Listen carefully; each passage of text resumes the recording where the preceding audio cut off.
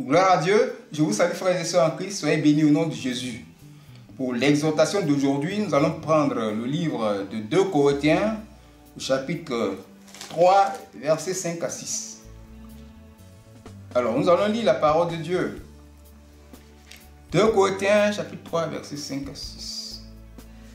Ce n'est pas à dire que nous soyons par nous-mêmes capables de concevoir quelque chose comme venant de nous-mêmes. Notre capacité, au contraire, vient de Dieu. Il nous a aussi rendus capables d'être ministres d'une nouvelle alliance, non de la lettre, mais de l'esprit, car la lettre tue, mais l'esprit vivifie. Gloire à Jésus. Et ce passage a pour thème: notre capacité vient de Dieu. Vous voyez? Et cela est édifiant. Notre capacité vient de Dieu. Alors, pour le message, pour comprendre le message, nous allons nous attarder au niveau du thème. Notre capacité. Notre sont les enfants de Dieu. Oui. Tous les enfants de Dieu. La capacité d'un enfant de Dieu vient donc de Dieu. Ce n'est pas d'ailleurs. Notre capacité vient de Dieu. C'est-à-dire, la dépendance, on dépend de Dieu. Alors, qu'est-ce que ça veut dire la capacité? La capacité, c'est ce que soit un récipient peut contenir. C'est ce que une bouteille de plastique l'entreprise fabrique.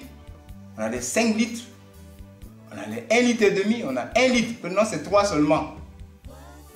C'est fabriqué pour contenir 5 litres d'eau. C'est pour ça que c'est fabriqué. Ça, c'est la capacité qui peut. C'est la capacité, ça.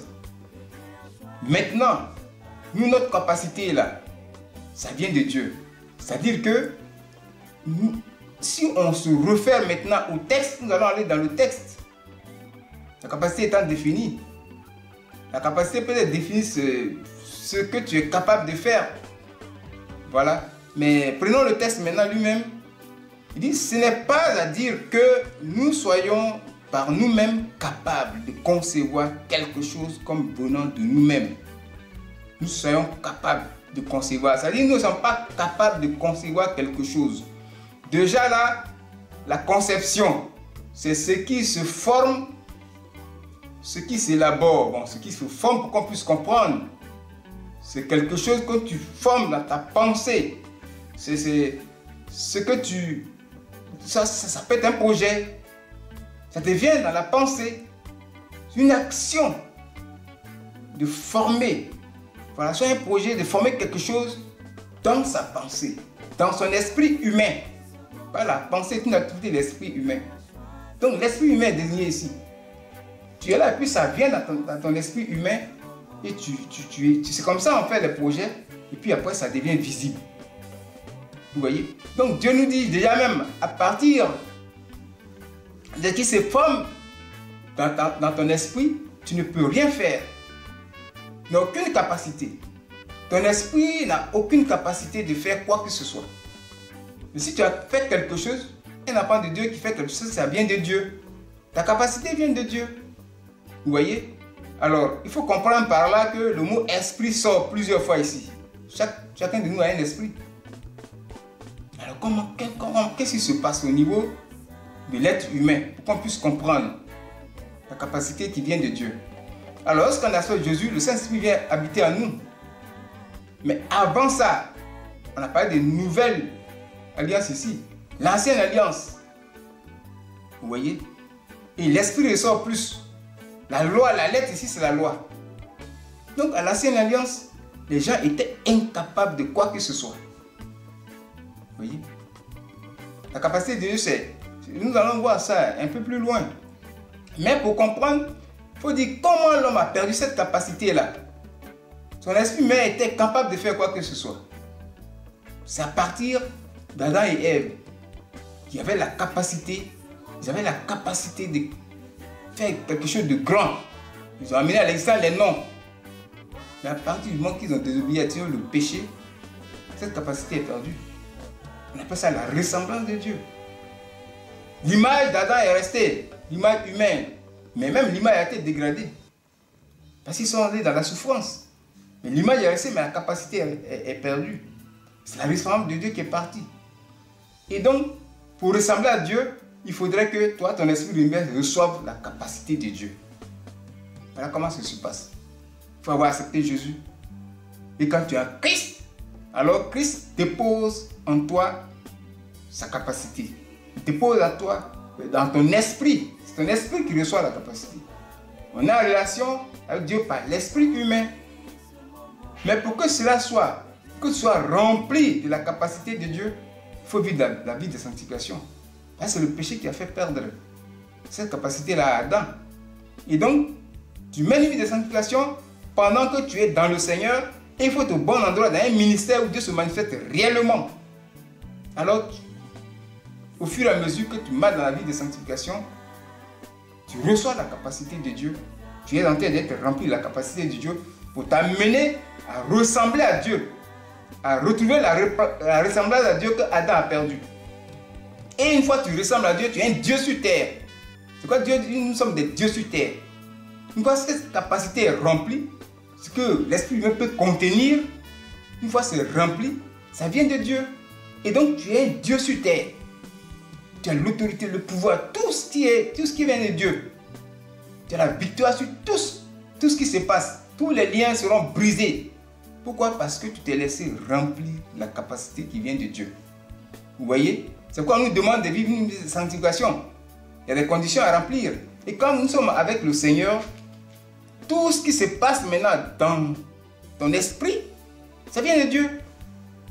Pour celui qui mène une vie de sanctification, tout ce qui se trame dans son esprit humain est automatiquement de Dieu.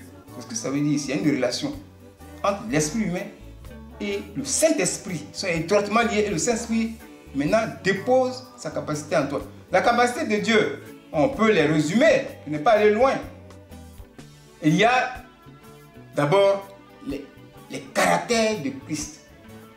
Le fruit du Saint-Esprit, les caractères. Galates chapitre 5, verset 22. Les caractères de Dieu descendent dans toi. Dans ton esprit humain d'abord pour te transformer. Il y a les dons spirituels. On a les 9 caractères. L'amour, la joie, la paix, la patience, la bonté. Ensuite, il y a les dons spirituels. Les 9 dons spirituels descendent dans toi. Les dons de puissance sont au nombre de 3. Dons de foi, dons des miracles, dons des guérisons. Tout ça, ça descend en toi. Les dons d'inspiration, les dons de révélation, ce sont les capacités qui descendent. Maintenant, le pouvoir de Dieu rentre en toi. L'autorité de Dieu, tu deviens ministre. La nouvelle alliance, ça c'est possible. L'Esprit de Dieu en toi, tu deviens ministre. Oui, c'est ça, les dons, le pouvoir de Dieu, la puissance de Dieu. Tout est possible à Dieu. La possibilité de Dieu rentre en toi. Et tu as toutes ces choses. Dieu est éternel. Alors, cette vertu morale éternelle de Dieu rentre en toi.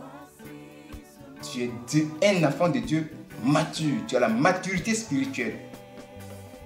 C'est ceux qui arrivent au salut qui ont cette capacité-là. Donc, c'est progressivement. Il y a des conditions qu'il faut remplir. Il y a des choses qu'il faut faire. Voilà. Menez d'abord une vie de sanctification pour que le Saint-Esprit te remplisse la capacité de Dieu.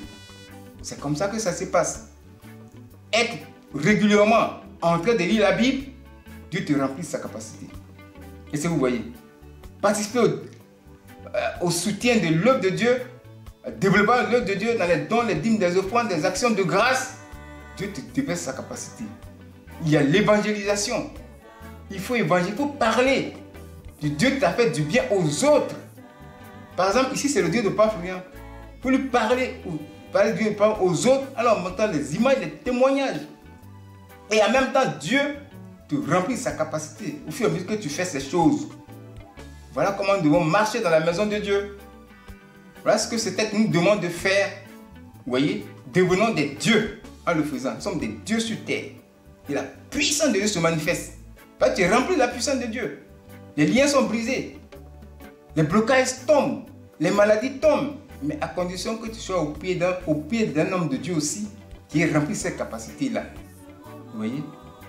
Que la gloire revienne à Dieu. Suivons, marchons sur cette parole pour que Dieu nous remplisse sa capacité. et que nous soyons dominants, soyons supérieurs, que nous vivons en bonté avec tout le monde et que nous soyons des enfants de Dieu capables d'aider les autres qui sont autour de nous. Au nom de Jésus. Amen.